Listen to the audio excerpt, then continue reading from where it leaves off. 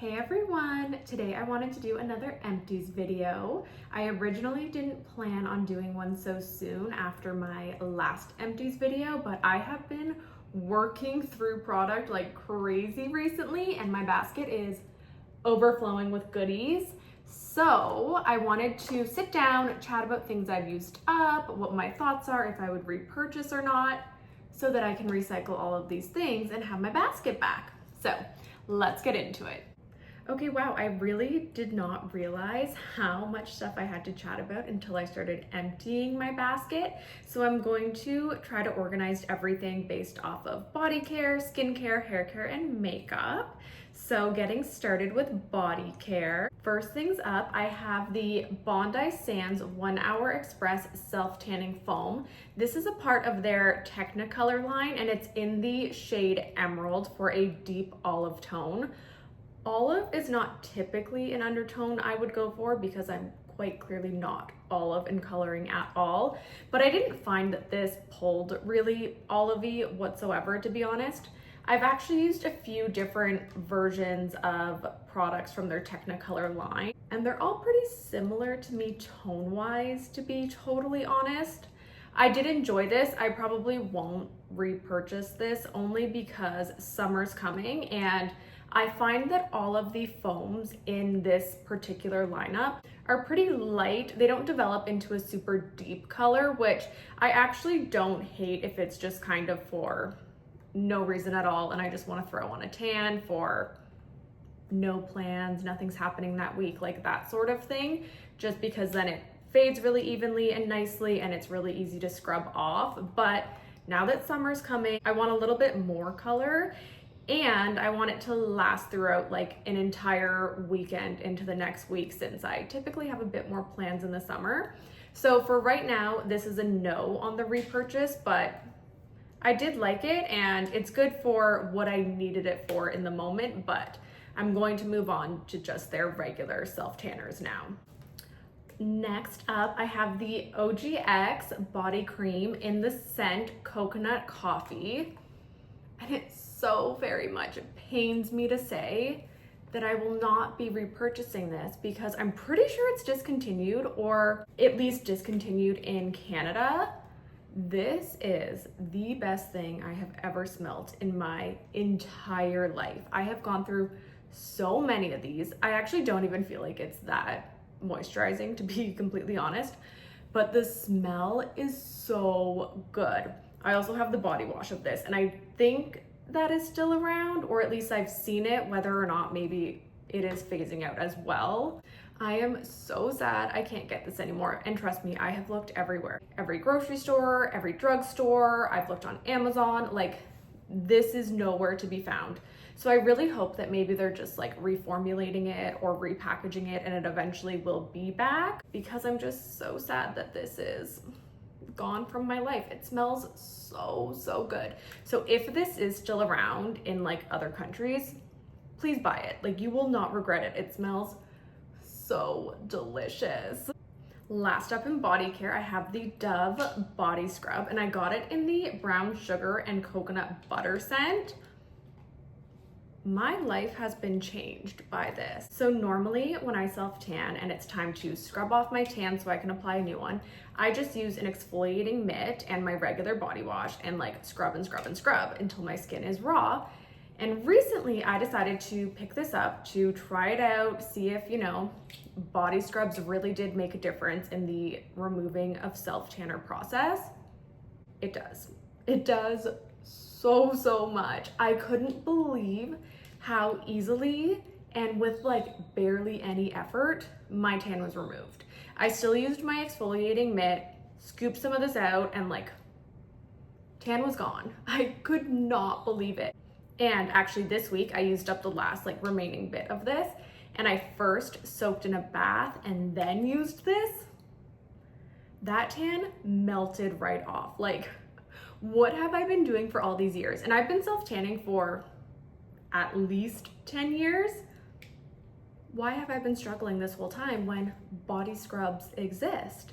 This one also, it did smell really good. And the only reason I did not repurchase this was because I wanted to try something new. I figured if I'm new to body scrubs and I loved this one so much, maybe there is better ones out there. So I did purchase one of the Tree Hut ones, since those seem to be really popular right now on TikTok. So that is in my shower currently, but I haven't used it yet. It is more expensive than this one was. I think this one was like $10 at Walmart. So if they end up working relatively the same, I'll probably go back to this. I just wanted to try something new and see what else was out there. But if you self-tan and don't already use a body scrub, try it. Your life will be changed. Even though I'm sure everyone is probably like, girl, we all use body scrubs. Like, this is not something new. I just never have, and yeah, big fan now. Okay, let's talk skincare, and I have quite a few products in this category. First things up, I used a sample of the Dr. Dennis Gross Alpha Beta Universal Daily Peel, like the two-step things. I got a few samples of these actually in a couple different Sephora orders. This was great. I really did like it. My skin felt really smooth after. It really seemed like it just helped with texture and just making things look clear. I did actually cut these in half. Like, it comes with 2 separate pads, and I cut the pads in half just so I could get a little bit more use out of them. I haven't actually like bit the bullet and purchased these on my own because it is quite a pricey product. Maybe one day I would, because I did enjoy using this, and if you do have them, I'd really recommend starting to cut them in half, because it still was more than enough to get my whole face done. And then you do extend the life of these because, as I said, it is a pretty pricey product on its own. This will always probably be in an empties video. It is the Kirkland makeup wipes. I am a makeup wipe girl, and I know that's quite controversial these days. I need to use a makeup wipe. I hate the feeling of just going straight into washing my face when there's makeup on it and just like, I don't know, smushing around makeup and just being like covered in makeup. I hate it. So I first use a makeup wipe, take off my base layer, and then I'll go through and I'll do a nice double cleanse. I need to use a makeup wipe first. And I know it's allegedly not great for your skin. I don't care. I've tried the alternative ways and I hate it so much. So I will forever be a makeup wipe girl. And I like the Kirkland ones just because you get a nice big box for a fairly reasonable price. I always wait until they go on sale and I'll just buy a box to have as backup. So love a makeup wipe, always will have these on hand. Another item that will always be in an empties video is the COSRX Clear Fit Master Patch. These are just pimple patches. I love them. I've never tried another brand of them, so I don't know how they compare, but they are affordable. I just get them from Walmart and it's like $5 for a pack, and they get the job done. If I feel a pimple coming, I'll stick one of these on at night, wake up, and all the gunk is sucked out of it. These are great. I always have these stocked up in my bathroom. Next up, I have the SkinMedica Facial Cleanser. I really do like this, but unfortunately it has been discontinued in Canada, so I can no longer get it. SkinMedica is a brand that is made from the makers of Botox. Cleanser specifically was pretty affordable given that it's considered more of a luxury brand, I guess, but they recently discontinued actually a lot of their products, so can no longer get this, but if you're in the States, I think it still exists there. So if that's the case, it's a nice gentle gel cleanser. Did the trick, but can no longer be purchased for me. In an effort to find a new cleanser, I purchased the Bubble Soft Launch Hydrating Cream Cleanser. I'm indifferent to this. It did the trick. It, you know, washed my face. I didn't have any issues with this. Actually, I do have some issues. I lied. I don't love a cream cleanser. I've tried actually another one that I have on the go, and I think I've realized I just like something that gets foamy and bubbly. My other issue with this is it's not very big. It is, oh, actually it's 4 ounces.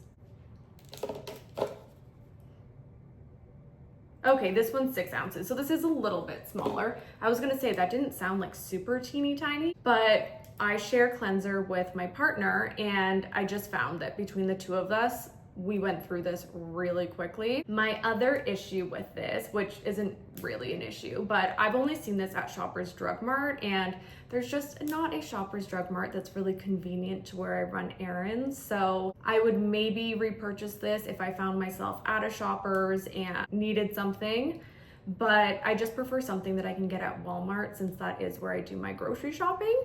Would not repurchase just because of those reasons, but it was a nice product. And if you like a cream cleanser, you probably really would enjoy this because, as I said, it did what it was supposed to do. I just like something that gets foamy and bubbly. And the packaging is actually really cute. All their products are really cute, actually. Like, I would be very open to trying other things from this brand. It's just that they're not super convenient for me to get. I also used up the e.l.f. Holy Hydration e.l.f. Off Makeup Remover, and I hated this so much. I can't even describe how much I hated this. I was looking for a product to help easily remove eye makeup. My eyes get really irritated really easily when I'm scrubbing off mascaras. Actually, I still have not found a product that easily removes mascara, so if you have any suggestions, let me know. But I picked this up because it claims that it easily removes even waterproof makeup. I'm not so sure about that. I don't use waterproof mascara, but I struggled getting it off with this. And it actually took a lot for me to even finish using this up because I hated it so much. I really did just want to make an effort to finish using things that I have. I found that I really had to soak a cotton pad with this and hold it on my eye for so long before I could even try to begin like rubbing away the mascara because it just did not even loosen up the mascara that I was using. So this one is a no for me. I can't say that there's any positives that I would recommend for someone, but if you've used this and love it, very happy for you. It just did not work for me at all. Next up, we have a face moisturizer, and it is the Laneige Water Bank Blue Hyaluronic Intensive Moisturizer. I think they have a few different versions of this in terms of like thickness and hydration, but this one is the Intense, and she was intense. I picked this up because I have an issue with rashes around my eyes that come and go quite frequently. It pops up either like down here or up here on this eye. I have no idea what it is. I have tried everything I can possibly think of. It was definitely worse in the winter, so I think maybe it was weather related since it was an extra cold and dry winter. Anyways, so I actually got a sample of this in a Sephora order. Typically, I actually don't use the samples that I get unless it's something that like really intrigues me. I have a basket in our guest bathroom that I put samples in, so if anyone's over and needs something, they can use it. Or if we are going away or like spending the night somewhere, I can just bring a sample rather than bringing like a whole container of something. But for whatever reason, I was enticed to try this. And so I put it on. The next morning, woke up and my rash was gone. So I immediately went out and purchased this thinking it was the answer to all my problems. It wasn't, because eventually the rash came back. But this was really nice. It was really, really hydrating. It was so thick. I used it morning and night. It was hard to blend in the morning. Like night, who cares, you're going to bed, but you had to work to really like rub this into your skin because it was so thick. And because of that, I feel like I used this up really quickly. I feel like I just was constantly using so much of it because I couldn't get it to like move around. If your skin is like super, super, super extremely dry, this would for sure do the trick in hydrating it because, as I said, super thick, super rich. I would consider picking this up if we had another really cold and dry winter again. For right now, I'm not going to repurchase, only because one, it didn't actually fix my eye issue, and two, I think it would just be way too much for me in the summer. And last in skincare, I have the First Aid Beauty Ultra Repair Cream. This is my ride or die moisturizer. I have used this for years and years and years. I've gone through so many of these, and I actually stopped using this and finished using it on my body so that I could switch to the Laneige moisturizer. Now that I've realized the Laneige is not my cure, I have repurchased this. This is also a really, really hydrating cream, but I don't know, the texture is almost like whipped and light at the same time. So it's not really thick and heavy on your skin, but it still provides so much hydration. And this size particularly, I hate having products this large because they're hard to travel with, but this jumbo size goes on sale at least 2 times a year, I've noticed, for 50% off. So this ends up only being $30 Canadian, and their little mini travel size one is $25 Canadian. So whenever this goes on sale, I always stock up on it just so I can always have this on me. If you have dry skin, you will love this. And I actually don't even really have dry skin. My skin is pretty oily and I still just love this. It sits so well under makeup. I have nothing but good things to say about this, and I have repurchased it. It is upstairs in my bathroom because I always need this in my life. Moving on to hair care, I used up an Amika Bust Your Brass shampoo. I always will use this. I've used this for years. I've gone through so many of them. I actually, after finishing using this one, considered not repurchasing it, only because I noticed with this one, it wasn't very pigmented and I thought they had changed the formula. I like my hair pretty purple. Like, I want my purple shampoo to fully not only tone my hair, but like deposit color to my hair. It wasn't doing what it used to do. I did some research and I didn't see like anything posted anywhere about this being a new formula or there being any changes. I gave it another chance. I purchased a new bottle, and the new bottle is exactly how this used to be. Very pigmented, very purple in tone. So I don't know if maybe this was just a bad one. It appears to be the same as how it once was, so I'm going to continue to use it unless I notice that maybe there is just a lot of inconsistencies with the bottles.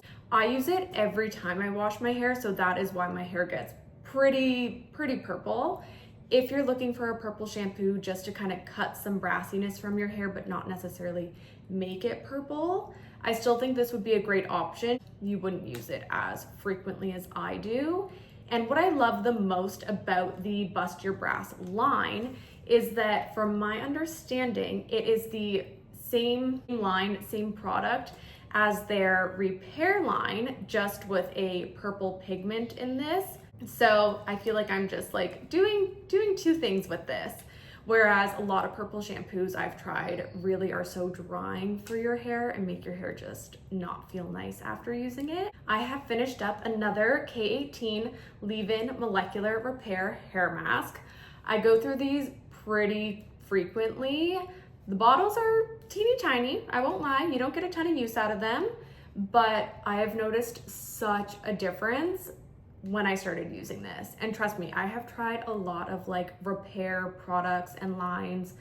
I don't love Olaplex. That was kind of, I feel like, the first that really was in the game of like bond repair. But this I've noticed such a difference with. I will say the key to, I guess, having good results is after you use it and let it sit for the 4 minutes, you really do have to hop back in the shower and condition your hair. Bond repair and damage repair products notoriously don't condition and moisturize your hair. So your hair feels really gross after using this if you don't add conditioner. Or maybe it doesn't, but mine does. I need conditioner. I need hydration. So I think a lot of people, or a lot of complaints I've seen around this product, revolve around people feeling like their hair just doesn't feel nice after they use it. And that's because you really do need to use conditioner after. So I wash my hair, get out of the shower, towel dry my hair, put this in, wait the 4 minutes for it to fully activate and do whatever magic it does. And then I hop back in the shower, put my conditioner in, and rinse that out. So it is a bit of a process to use this. My routine is typically trying to use this on the weekend, like on a Sunday, when I do have more time and can just do all the steps, because I notice the biggest difference when I'm using this and doing that particular routine. We'll always repurchase this. My hair loves it, and I'm trying to grow my hair really long. I've also used up a bottle of the Sexy Hair Protect Me 450 degrees hot tool protection spray. I have gone through many of these. I've recently, in the past year, I would say, have really learned how important it is to use a heat protectant in your hair. That's something I never really did. And I think a lot of my damage comes from that rather than bleaching my hair. I mean, obviously I have damage from bleaching it, but I use a lot of heat on my hair. I use heat on my hair almost every day. And I think I was doing a big disservice by not using a heat protectant. I like this one because it can be used in dry hair. I have a separate heat protectant that I put in my hair when it's wet, but I used to only use that, and then every time I restyled my hair dry, I just never added anything else to it. So this I spray on dry hair. It's really light. It doesn't leave any sort of like hairspray feeling texture in your hair, and it's pretty affordable, I think. I do buy mine from the distributor, so I'm not 100% sure what it would retail for if you don't have a license. But given what I pay for it, it's typically about half of what it would be sold to the public for. And so I think this would only be like $10 maybe. Either way, I really like this. I really recommend it. I actually have, I think, 10 of them upstairs in my bathroom right now. They recently went on sale for $1 each, so I bought a ton. I hope that doesn't mean it's because it's being discontinued and they were just trying to clear it out. It could be that maybe they were repackaging, or maybe they just had like an overstock at the location I shop at. But I bought a ton of these, so I will have many of these in future empty videos. Now, I don't know if this next item is really considered an empty, but it is a hair item that I am getting rid of. And that is these extensions. I am not getting rid of extensions permanently, but I am tossing these guys. They're just starting to really kind of fall apart. They're not very soft anymore. No matter how many times I wash and condition them, they're not feeling great. I actually was thrilled with these ones in particular though. I'll have to see if I can find the store that I purchased them from, because it was a really random online store that I found. But the quality of these was fantastic. Now, I don't wear clip-in hair extensions every day. I really only wear them if I'm doing something, maybe going out on the weekend or I have an event. And normally I would replace my extensions once a year, which I actually didn't think was that bad. I was perfectly happy doing that. And the brand that I was ordering them from was a brand in Australia, and I used them for years. I found it really was the only brand that I could find a color to match my super blonde hair. And I was so disappointed when they stopped shipping to Canada. But I found these, and I still had to like purple shampoo them, but they were definitely light enough and white enough, because a lot of really blonde, like platinum extensions end up being just bright yellow, and it's so hard to get them to being a color that blends with my real hair, and I end up having to bleach them, and then all of a sudden they're just like ruined from the beginning. But these were fantastic quality, and they lasted me like 2 years. I actually think I probably could get even a little bit more use out of these guys, and honestly, if summer wasn't right around the corner, I probably would try to push it and get, you know, a few more wears out of them. But I just want fresh ones for summer, and I do have a brand new box of these upstairs, so I figured why not whip them out. They are 100% human hair. They washed well, they styled well. Highly recommend, if you're looking for extensions, to check out this brand. And then I only have a couple makeup products to chat about. I feel like makeup is what takes the longest to use up, and what I actually have the biggest collection of that needs to get used up. I feel like skincare, hair care, body care, I don't overconsume those the way I overconsume makeup. Working through my collection, the first thing I used up was a sample size of the Laura Mercier setting powder. I've actually used up many of these in the past and repurchased it many times, but it's no longer a favorite of mine.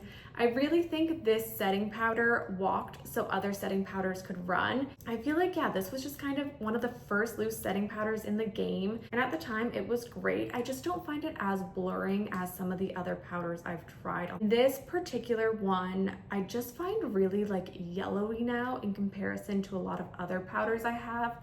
So it just doesn't work super great for my skin tone. So yeah, that's all I really have to say about this one. I don't love it anymore. Wouldn't repurchase, but I'm happy to have this used up so I can declutter it. I've used up a Kosas Cloud Set powder in the shade Feathery. Fully used up. This is my self-tan shade. I love this powder. I've used up and repurchased this many times. I have the shade Feathery for when I use self-tanner, and I have the shade Airy for when I am pale.